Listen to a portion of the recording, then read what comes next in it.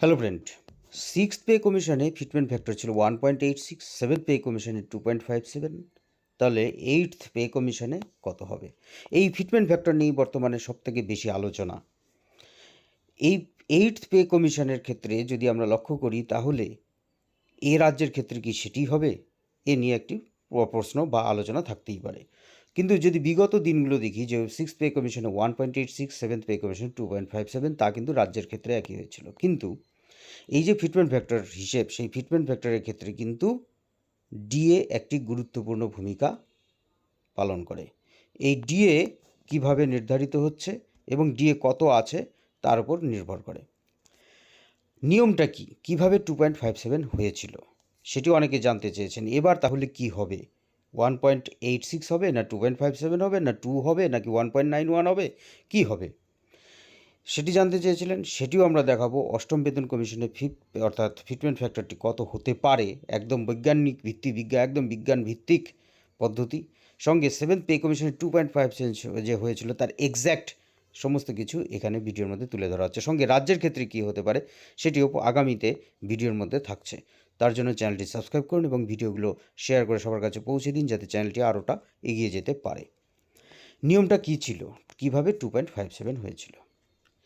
এই 2.57 করার ক্ষেত্রে, অর্থাৎ এই যে একটি ফিটমেন্ট ফ্যাক্টর হয়, তাকে যদি আমরা লক্ষ্য করলে দেখব যে হিসেবটি কি, একটা সূত্র আছে। সেই সূত্রটি কি, যদি সপ্তম বেতন কমিশনের হিসেব অনুযায়ী আসি, অর্থাৎ সিক্স পে কমিশনে কিন্তু basic pay plus grade pay ছিল। সেই basic pay plus grade pay সঙ্গে ডিএ এবং কমিশন দ্বারা নির্ধারিত বা all India consumer price index, সেই অনুযায়ী একটা পার্সেন্টেজ বেতনের ইনক্রিজ ধরা হয়। সেই বেতনের ইনক্রিজ সেটি কিন্তু অনেক নিয়ম আছে, অনেকভাবে অনেক হিসেব করে সেটি আসে, এবং সেটি কিভাবে হয়েছিল সেটিও তথ্য তুলে ধরা যাবে। এই মিলে তৈরি হয় হচ্ছে ফিটমেন্ট ফ্যাক্টর। আমরা যদি এবার আসি, এই যে basic pay plus grade pay, এটি একটি কম্পোনেন্ট। এই basic pay plus grade pay, এটিকে আমরা ধরবো হচ্ছে 1। বেসিক প্লাস অর্থাৎ যে গ্রেড পে, সেটিকে ধরবো 1। যদি এখানে একটু প্রিন্টের মিস্টেক আছে, বেসিক প্লাস ডিএ হয়ে গেছে, basic pay plus grade pay, এটি হবে হচ্ছে আপনার 1। সঙ্গে ডিএ, সে ডিএ 31/12/2015, অর্থাৎ সপ্তম বেতন কমিশন লাগু হওয়ার আগে ডিএ ছিল 125%। সেই 125%-এর কম্পোনেন্ট হচ্ছে, যদি আমরা আসি তাহলে হচ্ছে সেটা হচ্ছে 1.25। এবার এই সূত্র মিলে যদি আসি, basic pay plus grade pay, basic pay plus grade pay, এটিকে যদি 1 ধরি, প্লাস ডিএ, এটিকে ধরা হচ্ছে 1.25, তাহলে আসলো কত? 2.25। এবার এই যে 2.25 হলো, এই 2.25-এর ওপর হচ্ছে percentage of increase as per AICPI বা বাই কমিশন। এবার এই 1 প্লাস 1.25 দ্যাট ইকুয়াল টু 2.25, সেটি আমি আগেও বললাম যে বেসিক প্লাস গ্রেড পে সেটি 1, প্লাস ডিএ ছিল 125%, সেখান থেকে পার্সেন্টেজ থেকে তাকে যদি আমরা ভগ্নাংশে প্রকাশ করি 1.25, সেটি মিলে হলো 2.25। এবার কমিশন দ্বারা যে বৃদ্ধি সেটি ছিল 14.3%। এবার কমিশন দ্বারা কিভাবে বৃদ্ধি পায় সেটা আপনাদের সামনে তুলে ধরছি। যে সেকেন্ড বেতন কমিশন, সেখানে বৃদ্ধি পেয়েছিল কমিশন দ্বারা নির্দেশিত, যেটা ছিল সেটা হচ্ছে 14.2। তারপরে থার্ডে ছিল 20.6, ফোর্থে 27.6, ফিফথে ছিল 31%, সিক্সথে ছিল 54%, কিন্তু সেভেন্থ পে কমিশনে 14.3% ইনক্রিজ ছিল। যদি আপনারা এটিকে জানতে চান যে কোথায়, তাহলে পাবেন যে কেন্দ্রীয় সরকারের যে রোপা আছে, সেই রোপার 63 নম্বর পাতায় এই বিষয়টি উল্লেখ করা আছে। গত পে কমিশনের 63 নম্বর পাতাতে এটি উল্লেখ করা আছে, সেখান থেকে আপনারা দেখে নিতে পারেন। এই যে 14.3% কমিশন দ্বারা নির্ধারিত যে বৃদ্ধি, সেই বৃদ্ধিটি আমরা এখানে হিসেব করলাম, যে কি 2.25-এর সঙ্গে 14.3%, যা হলো 0.32। এবার 2.25 এর সঙ্গে অ্যাড হলো হচ্ছে 0.32, যেটি 2.57। এটি ছিল হচ্ছে সপ্তম বেতন কমিশনের ফিটমেন্ট ফ্যাক্টর। এবার এইটথ পে কমিশনে কী হবে? এইটথ পে কমিশনে কিন্তু কোনো গ্রেড পে নেই, সেখানে কি আছে? Basic pay. সেই basic pay plus DA plus increase by the commission আমরা ধরলাম, যে কমিশন থেকে একটা নির্দিষ্ট বৃদ্ধি পাবে, কত পার্সেন্ট সেটি আমরা পরে বলছি। এবার পে, অর্থাৎ বেসিক পে যেটি তার কম্পোনেন্ট 1 ধরলাম।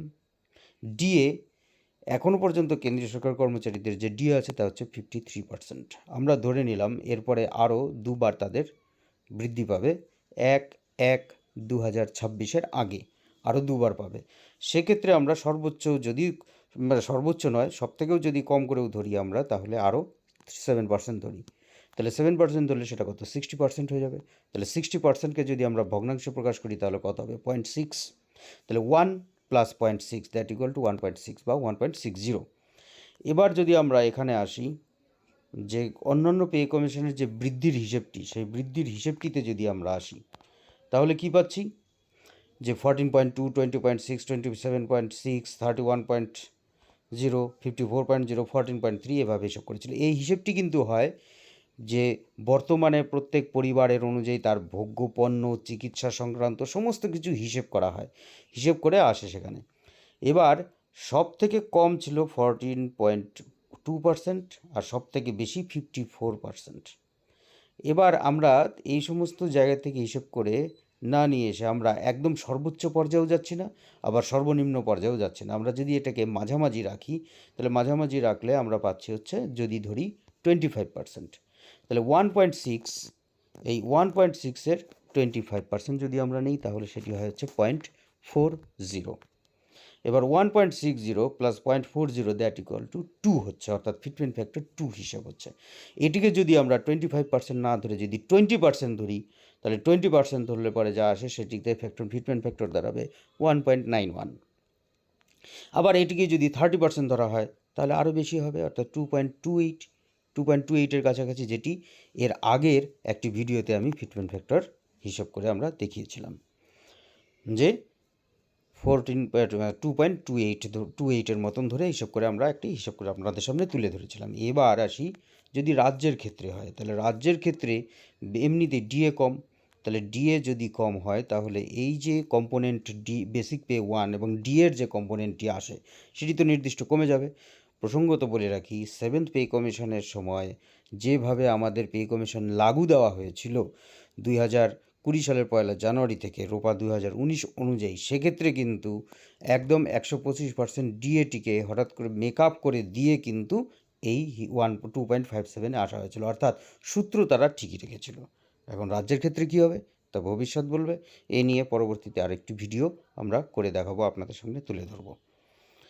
আশা করি এই হিসেবের পর অনেকেই যে বিভিন্ন প্রশ্ন তুলেছিলেন যে ফিটমেন্ট ফ্যাক্টর কীভাবে হিসাব হয়, ফিটমেন্ট ফ্যাক্টর কীভাবে হিসাব হয়, তার কিন্তু যে সমস্ত তথ্য বা যা জানা ছিল না সমস্ত কিছু কিন্তু দূর হলো, এবং আশা করি পরবর্তীতে আপনারা নিজেরাই হিসাব করতে পারবেন। ধন্যবাদ।